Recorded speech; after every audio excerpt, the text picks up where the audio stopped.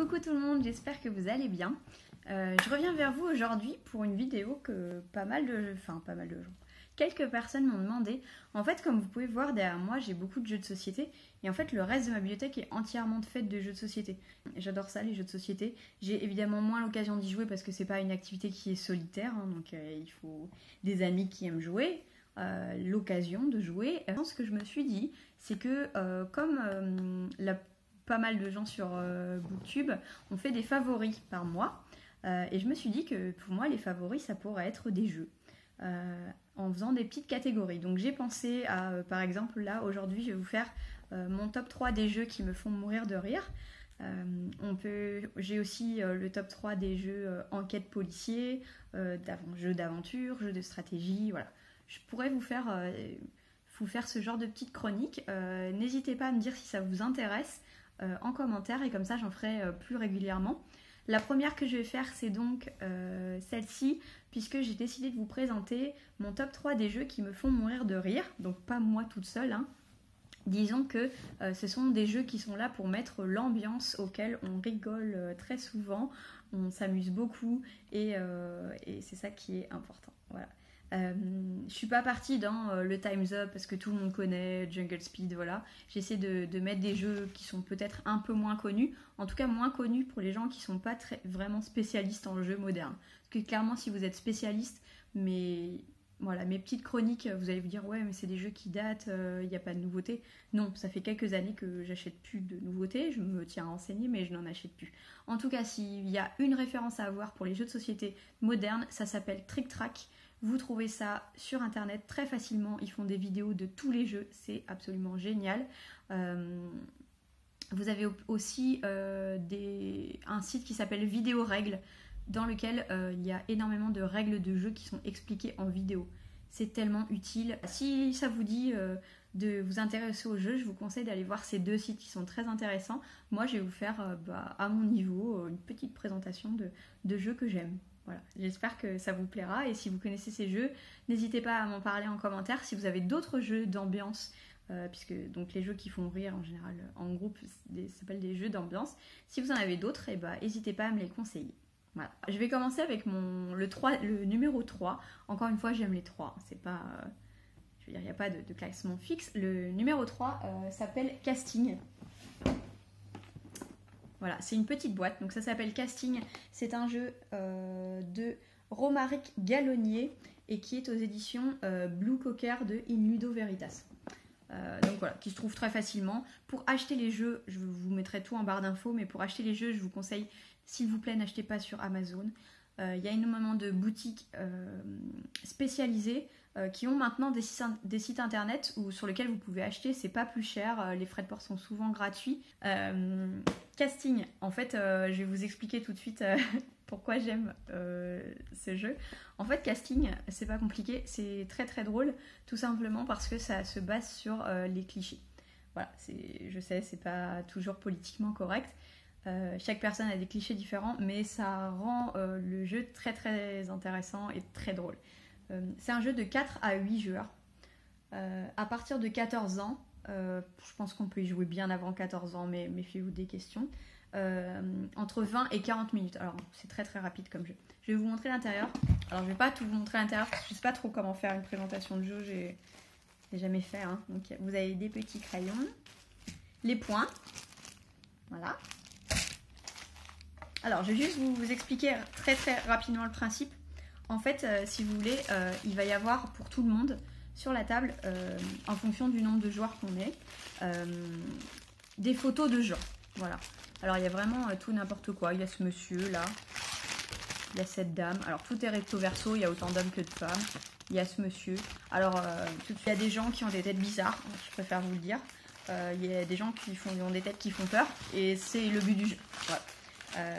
Mais il y a vraiment de tout, hein. Par exemple, il y a ce monsieur là qui a l'air très gentil, cette dame, voilà.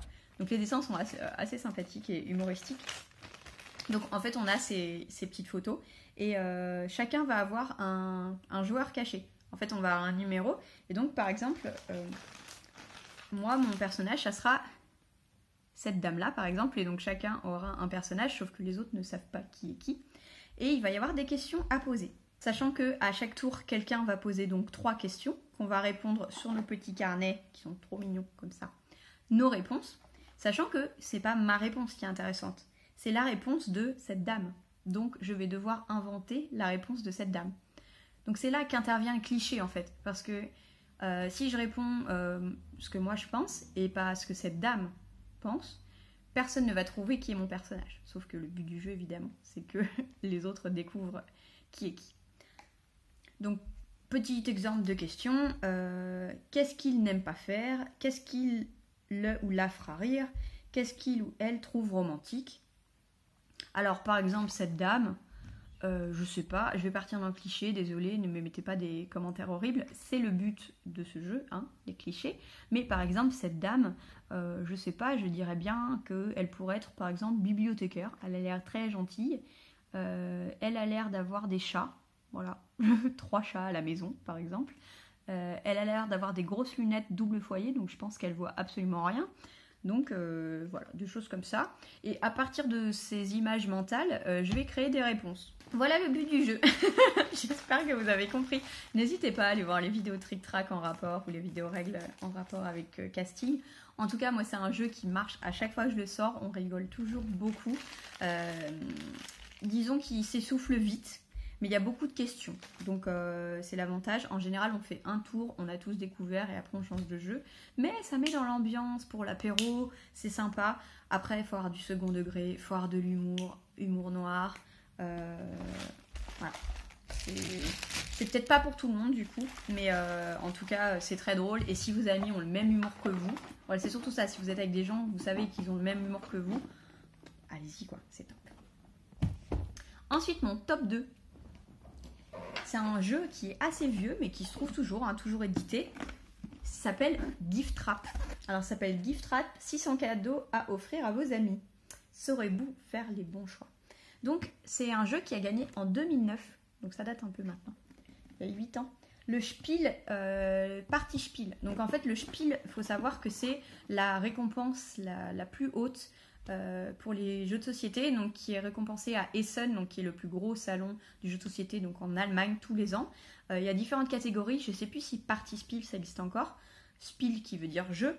Je crois que maintenant on est plutôt genre family, il doit y avoir un truc genre family Spiel, stratégie Spiel et toute catégorie. Donc celui-là a gagné le, je pense à l'époque c'était du family Spiel. C'est très accessible. On est sur 45 minutes, 1 heure de jeu. Encore une fois, vous pouvez un peu arrêter quand vous voulez, vous n'êtes pas vraiment obligé de suivre exactement le plateau. Vous allez voir, à partir de 6 ans, alors je dirais même pourquoi pas avant, il n'y a pas de souci si on explique ce que c'est et on lit les cartes, parce que peut-être que les enfants qui ne savent pas lire, ça va être plus compliqué. Et de 3 à 8 joueurs, donc ça se joue jusqu'à pas mal. Alors je vais essayer de vous montrer ça. Alors déjà c'est un jeu qui est multilingue. Donc c'est pas mal du tout si vous avez des anglophones, par exemple, avec vous.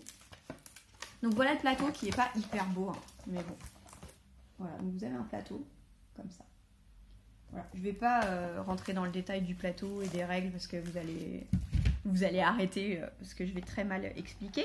Mais je vais juste vous montrer. Donc, en fait, vous avez des petits sachets comme ça. Donc c'est très mignon. Vous en avez 8. Donc un pour chaque joueur. Donc il y a des petites couleurs différentes. Et donc à l'intérieur, vous avez les pions, des petites cartes bonus, ce genre de choses. Et à côté de ça, vous avez les cartes cadeaux qui sont comme ça. Et qui sont donc classées en 4 catégories en fonction du prix du cadeau. Donc vous avez des cadeaux vraiment pas chers, des cadeaux on va dire moyens, moyen plus et très très très chers. Et en fait l'idée, et c'est comme ça qu'on gagne des points, c'est que vous allez devoir deviner le classement, on va dire, des cadeaux préférés des autres joueurs, donc qu'est-ce que eux ils aimeraient recevoir, et vous allez devoir offrir ces cadeaux aux autres. Et en même temps, vous allez choisir le classement préféré de vos propres cadeaux. Donc, je prends une catégorie. Alors par exemple, là on a un trampoline pour votre jardin, un baby-foot, Internet sans fil, alors on voit que ça date un peu, hein. Des talkie-walkie, alors clairement ça m'intéresse pas. Un périple en véhicule tout-terrain. Alors, voilà, ça par exemple, ça m'intéresse pas. Pour ceux qui me connaissent, ils devraient le savoir que ça m'intéresse pas. Conduire une locomotive à vapeur. Bon, Alors ça, par exemple, ça pourrait intéresser mon père. Bon, bah, pas moi. Voilà. Rouleau de papier hygiénique musical. Alors ça, par exemple, ça m'intéresse plus déjà, parce que je trouve ça marrant. Donc vous voyez, c'est un petit peu vintage, hein, parce qu'il y a un iPod, mais c'est sympa. Des années de réserve de chocolat. Voilà, là, ça m'intéresse. Un cours de poterie, pourquoi pas. Ou apprendre à recréer un Warhol. Bah ça, par exemple, ça m'intéresse. Donc tout est recto verso, il y en a combien? 640, donc je pense que vous avez le choix. Donc en gros, c'est ça, on a des catégories. On va mettre 5-6 cadeaux au milieu. Vous allez choisir le cadeau que vous préférez, le deuxième cadeau que vous préférez et le cadeau que vous, surtout, vous n'en voulez pas. Donc, par exemple, pour moi, ça va être les vacances en tout terrain, là, Berck. Voilà, chaque personne va faire ça et ensuite on va échanger les cadeaux et on va voir qui a le plus de points ou pas. C'est très drôle, pourquoi? Parce que évidemment ça amène des réflexions, des discussions, des ah bon t'aimes pas ça? Ah je pensais que t'aimais bien, voilà. En général on rigole pas mal, notamment sur les cadeaux vraiment pourris. Là il n'y en avait pas mais je peux vous jurer qu'il y a des trucs vraiment... Et après il y a des trucs évidemment plus sympas, hein. Un compte bancaire en Suisse, voilà, donc ça on est dans la catégorie plus chère évidemment. Un télescope... Être figurant dans un western. Bon, ça peut être ça, par exemple, ma mère, elle aimerait bien. Bon, moi, ça m'intéresse pas, mais c'est dire qu'est-ce qui m'intéresse. Je sais pas. Une promenade en montgolfière. J'ai le vertige. J'aime rien, en fait. Vacances luxueuses aux Maldives. Ah bah voilà. Là, ça m'intéresse. Donc voilà, en gros, le jeu est assez drôle en fonction si vous êtes avec des adultes, des enfants. Vous focalisez plus ou moins sur la stratégie. Personnellement, le jeu, peu importe le nombre de points. Enfin, disons que l'idée, c'est plus de choisir les cadeaux et de rigoler. En tout cas, ça s'appelle Gift Trap et c'est top. Sur les prix, l'autre, on était plutôt sur 20 €. Celui-là, je crois qu'on est plutôt sur 30 €, mais encore une fois, je suis pas sûre. C'est pas des jeux qui sont très très chers, mais moi qui me plaisent vraiment. Enfin, le top 1, donc le jeu qui me fait mourir de rire, c'est-à-dire qu'à chaque fois qu'on y joue, je pense qu'il y a pas mal de gens qui sont un peu réticents au début, et après ça fait l'unanimité, mais vraiment l'unanimité. Je connais personne qui s'est ennuyé à ce jeu, qui n'a pas rigolé à ce jeu. Je pense qu'une fois, j'ai tellement ri que j'en pouvais plus, j'étais rouge, mais rouge. Voilà. C'est peut-être moins drôle avec des gens qui savent bien dessiner. Voilà. Si tous vos potes, ils sont designers ou illustrateurs, et encore, hein, ça peut être fun, mais bon. Alors, j'ai arrêté le teaser. Ça s'appelle Esquisser, aux éditions Goliath. Donc ça, c'est un jeu, par exemple, qui se trouve en supermarché. Hein. C'est pas... à la base, c'était du spécialisé, mais maintenant, à la Fnac, si vous avez un gros rayon de jeux de société dans votre supermarché, vous le trouvez très facilement. Donc c'est de 4 à 8 joueurs, à partir de 8 ans. Alors pareil, plus petit, ça passe. Hein. En fait, on est sur un jeu de téléphone arabe. Donc tout le monde, je ne sais pas si tout le monde est au courant du téléphone arabe. Le téléphone arabe, en gros, c'est je dis une phrase à mon voisin qui va répéter la phrase, tout le monde répète la phrase et à la fin, c'est n'importe quoi parce que personne n'a bien écouté ou bien communiqué. Ici, c'est pareil, sauf que c'est du dessin. Donc quand on est une brêle en dessin, genre moi, et que mes amis sont également nuls en dessin, alors il faut savoir que je suis une des plus nulles, hein, je les blâme pas, ils sont meilleurs que moi, mais en général, le niveau est pas top. C'est plus drôle et c'est vraiment sympa. Moins tu sais dessiner, plus tu vas rigoler. Voilà. Et donc, en fait, c'est pour ça que je rigole beaucoup parce que je suis vraiment nulle. Donc, comment ça fonctionne? On a tous un petit carnet comme ça où on écrit son nom. Voilà. Oh. Voilà.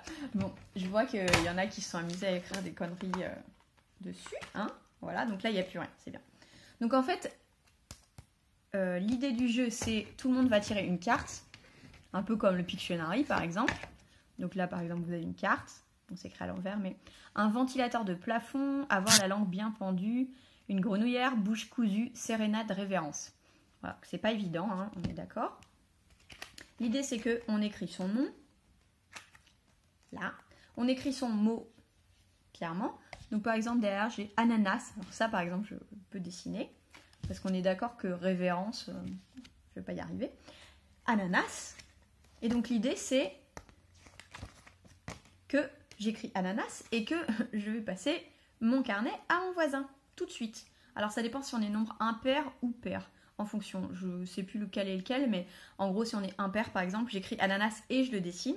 Si on est dans l'autre configuration, j'écris juste ananas et je le passe. Voilà, ça dépend du nombre à checker dans la règle.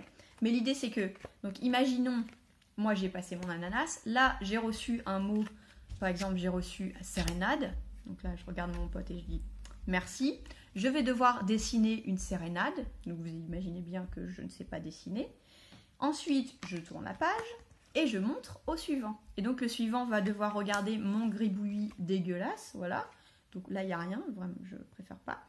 Et se dire, qu'est-ce que c'est ce truc-là? C'est une merde? Je sais pas. Donc oui, on avait dit une révérence ou une sérénade? Je sais plus. Bon, une révérence, on va dire. Disons que j'ai fait un mec courbé. Bon, évidemment, il n'a pas compris ce que c'était. Et il va marquer un vieux, ou un vieux avec une canne. Voilà, imaginons. Ou un pensionnaire de maison de retraite. Voilà. On passe. Donc la personne a deviné, un pensionnaire de maison de retraite, il passe au prochain qui va lui-même devoir dessiner un pensionnaire de maison de retraite. Et donc le petit carnet tourne jusqu'à la fin. Et là, la révélation finale, et c'est là que c'est vraiment le plus drôle. Non seulement c'est drôle de se moquer des dessins des autres et de se moquer de ses propres dessins, mais la révélation finale, c'est magique. Voilà, j'espère que vous avez compris le concept. Alors évidemment, cette vidéo, vous allez vous dire qu'est-ce que c'est que ça? Elle nous présente des jeux qui ont l'air tout pourris et elle nous dit que c'est hyper drôle.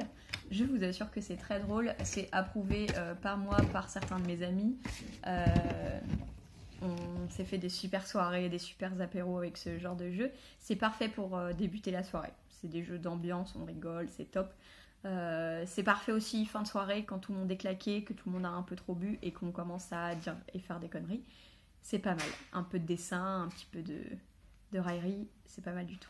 En tout cas, j'espère que cette vidéo vous a plu. N'hésitez pas à me dire si vous aimez ces présentations de jeux de société et si vous voulez que je vous en fasse d'autres. Voilà, sinon je vais vous faire de gros bisous et je vous dis à la prochaine. Ciao!